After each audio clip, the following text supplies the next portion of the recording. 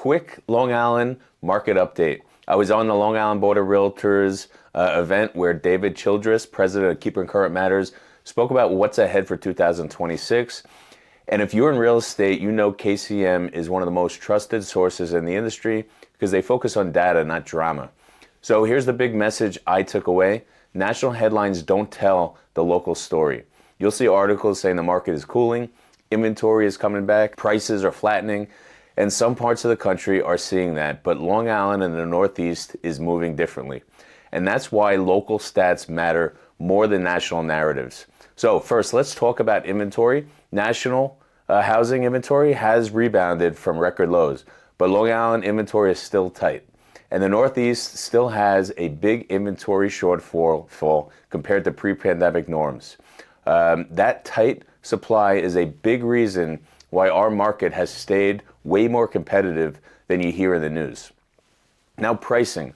One of the most interesting slides showed how different price growth looks across the country.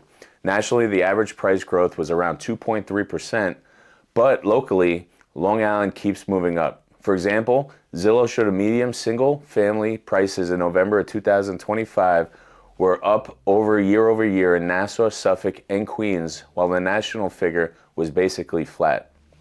So, when someone says prices aren't rising anymore, that might be true in some areas, but not necessarily here. Next, let's talk about mortgage rates and affordability.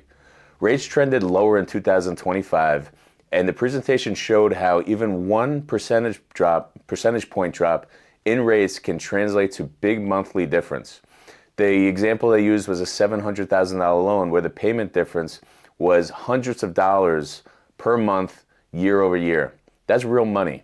And if you can change what buyers can afford now, I'm confident they feel jumping back into the market. Looking ahead in 2026, the forecast theme was basically steadier and stronger. Not crazy rebound year, more of a reset year. Experts expect modest improvements in affordability, modest price growth, and inventory that continues to rise, but not evenly across the country.